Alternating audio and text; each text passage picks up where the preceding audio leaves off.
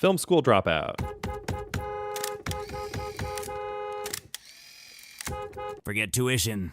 This is Film School Dropout, where we teach you what film school won't. Okay. I don't know how I'm already losing my voice.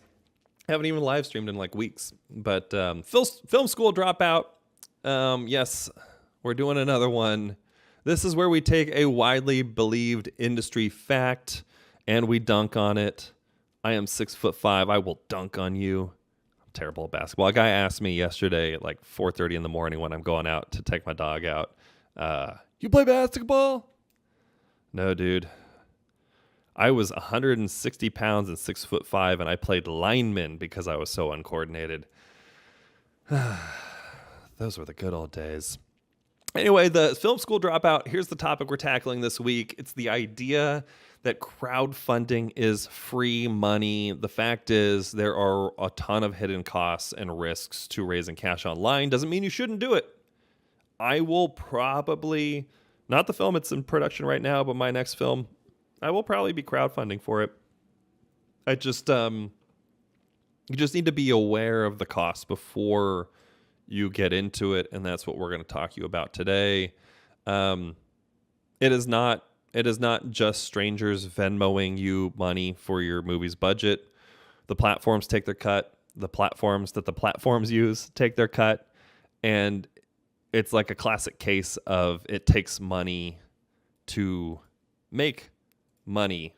Hold on, I'm adding a note. I just thought of something. Okay, so look, the real costs. There are two really big, true physical costs of streaming platforms. One of them is that most of them do take a cut of the money that you raise. Kickstarter takes 5%, Indiegogo takes 5%, Seed&Spark, super filmmaker friendly, takes no cut of the money that you raise. And if you're doing something like crowd equity, which is where you're actually profit sharing, a platform like Wefunder takes 7.9% of the money that you raise. They're structured differently. They're managing stock and stuff. So Wefunder is going to be more expensive on this list. Just know it's for a very specific type of filmmaker and film project. Worry about Kickstarter, Indiegogo, and Seed&Spark mostly. I will say on that front, Wefunder also has, you're probably going to pay $3,000 to $10,000 in legal fees just to set up your campaign. Then there's the transaction fees. Now, so taking money off of what you raise is one thing. Transaction fees are basically these platforms passing forward their own business costs. Now, those business costs are that they use a payment processor. And payment processors, if you go into a coffee shop and you pay for coffee, you may have seen a sign, or you go into like a convenience store, you buy, a soda and some gas. You may have seen a sign that says like, hey, we're not taking a credit card for any transactions under $5. That's because the businesses typically eat the cost of what credit card companies charge you to process that fee. And that charge is typically pretty close to about 3% of the transaction plus a set price that's 20 to 30 cents. And that's what you largely see from these platforms. Kickstarter takes 3% of every transaction plus 30 cents per transaction. Indiegogo is very similar, 3% and 20 cents. Seed&Spark, 2.9% and 30 cents. And Wefunder, again, very different business model. They're usually dealing with much larger money. Wefunder, I think the way that their campaigns are structured, the minimum investment that you can do in these things, because they are considered a regulated investment, is like $250, so much higher amounts of money than you would typically see with a typical crowdfunding campaign. Crowd equity, again, very different. They take 2% of ACH, which is like bank transfer transactions, and 5.5% plus $2. 5.5% of your transaction total plus $2 per transaction. They also charge a $1,000 monthly admin fee, right? So those fees add up. If you're raising $50,000 on Kickstarter from let's say 500 investors, so 500 people pay $100, you're paying Kickstarter effectively $4,150. Indiegogo would be a little bit less, 4,100. Seed&Spark, the cheapest by far, like super filmmaker friendly. You're paying them still about $1,600, and then Wefunder with all the fees and everything. And again, Wefunder is to fund a business, not a project, right? They're taking somewhere between $11,000 and $14,000 in fees over the course of 1 year and the life cycle of your campaign.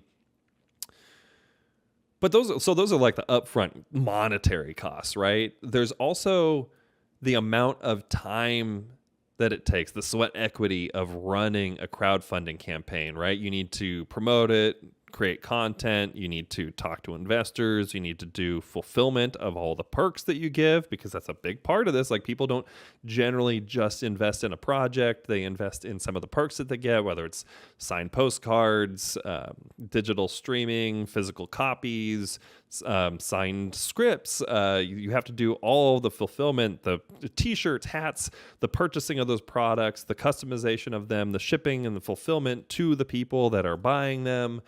All of that adds up. And then the little cost icing on the cake people don't tell you about very often is that really successful crowdfunding campaigns, unless you have a huge mailing list and you can really raise the money just by sending an email, which is like less than 1% of 1% of us, you need to run ads for it. And you need to run ads for like a pre-sale. And if you go to Google and you type in, or YouTube, and you just type in, how to build a successful crowdfunding campaign, the very basic requirements right now for successful campaigns that everyone is saying is that you need to run ads to promote the campaign, and you do make money back on your investment. You still need to do a ton of fundraising. You can't just run ads and expect that to win this whole thing for you, but that you need to pay for ads. And a lot of them, depending on what you're fundraising, recommend somewhere in the vicinity of about $5,000 worth of ad spend for a successful campaign. So, you would have to be prepared for that. Okay, that was Film School Dropout. Let's jump to Cam A or Cam B. One choice, two options, and no takebacks. It's time for Cam A or Cam B.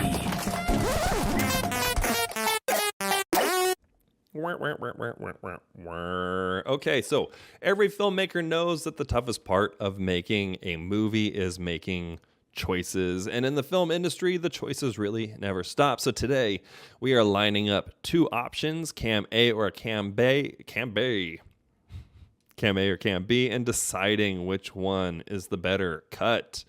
Today's topic: what is the bigger threat to indie filmmakers? Is it Cam A, AI-generated films replacing low-budget projects, or Cam B, streaming platforms refusing to buy indie films?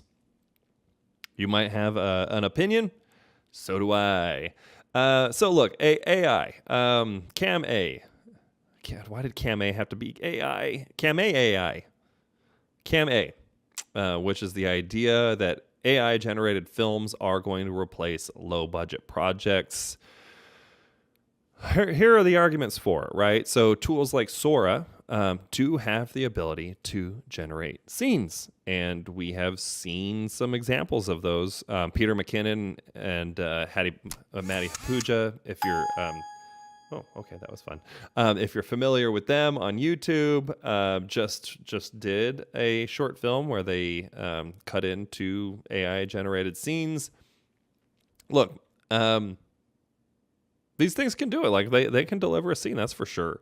And they definitely, from my perspective, deliver those uncanny valley vibes that, hey, I want like this AI feeling of eeriness where it's not right, but I don't necessarily know immediately why it's not right. It just doesn't feel right. Like, oh yeah, it can deliver those vibes, and it can be creative.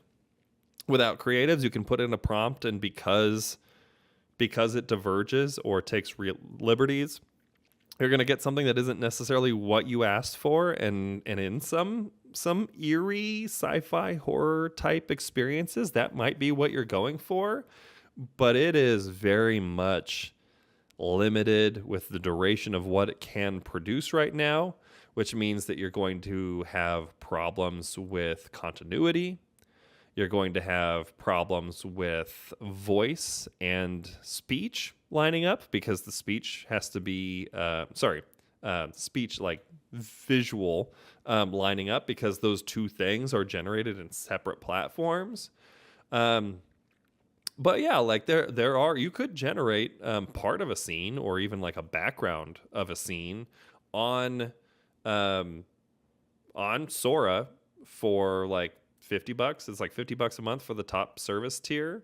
There's a study, or it wasn't really a study, and I'll get into that. A report that came out from CVL Economics in January of 2024 that said that 203,000 entertainment jobs could be disrupted by AI by 2026.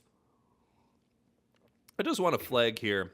It says could be disrupted. It doesn't say replaced. It's using disrupted and colorful language and rhetoric to imply that people are being replaced, but they aren't. They just basically said, hey, here are the jobs that exist in the industry right now where AI has potential to influence it, right? So, let's group in the editors, let's group in the writers, let's group in the the VFX artists, and we'll just say all of them could be disrupted. 203,000, big number, not accurate, right? Like, we are finding as users of AI that these tools enhance our workflows, but are not yet capable of replacing us. So let's talk about Cam B, and that is this problem of streamers refusing to invest in indie films. Some stats behind that. Over 90% of indie films don't reach mainstream theaters. We're all aware of that. Four-walling is hard to achieve. At the same time, pay for indies is tragically low. I said earlier in the stream that that Netflix is reportedly in some cases offering as low as $10,000 for some indie films. At the same time, there are over 5,000, almost 6,000. It depends on the year. Feature-length films released around the globe every year, and in some years, almost 2,000 feature-length films are released in the U.S. But if you are like me, you log into Netflix every day and you're like, oh, there's nothing new. That doesn't mean there isn't anything new. It means that the algorithm isn't serving us things. But also, of those 5,000 movies, 5,000 are not making it onto Netflix, right? That's we can be candid about that. Netflix is not buying 5,000 indie films each year. Yeah, let alone 2,000, right? They only really need to invest in 365 indie films for you to feel like there's a new piece of content every day. But they're not, right? That could be $50,000. That could be a $100,000 investment. That could be $1 million investment. And it is ultimately only $365 million investment into a new piece of content per day every year for their customers. Would you think that that is high? Is that a high $365 million? Because it's not high relative to the 320 that was spent on the electric state. But it's also not high relative to the $16 billion that Netflix spends on content development and acquisition every year. $16 billion, right? So $365 million on $365 million indie films is not a lot of investment relative, right? That's a small chunk to give you the feeling that there's a new piece of content. Now, it's not just Netflix, right? I went out and dug up 13 of the top 24 streaming platform owners and their expense on content development and acquisition every year, and it totaled $163 billion. So that's just over half of the top 24. So we can pretty much assume that we're talking over 200, maybe $250 billion worth of investment every year. And those 5,000 indie films that come out each year are just not making it into these streaming platforms. So no, look, I see AI for what it is. I use AI. I use it to help me with research. I check its work. That's an important step. I play with it all the time. I want to stay aware of and adjusted to the developments as it develops. But as a filmmaker who uses it and would consider himself somewhat of an expert in the tools, I'll tell you 100% right now, AI is not capable of doing this. And we're going to get into this later. We're going to do a credit check. But after credit check, we're going to get into my hot take on AI. But look, the immediate risk, the immediate danger is that streaming platforms that have these gigantic budgets right now are not diversifying their portfolios, which means that they are actively supporting projects that are not going to ultimately result in them being profitable in the long run, which means they are probably going to, in some cases, go out of business or be shut down when they could just serve more niche content, cheaper niche content, cheaper, high-quality niche indie filmmaker content. But I'll get off my high horse.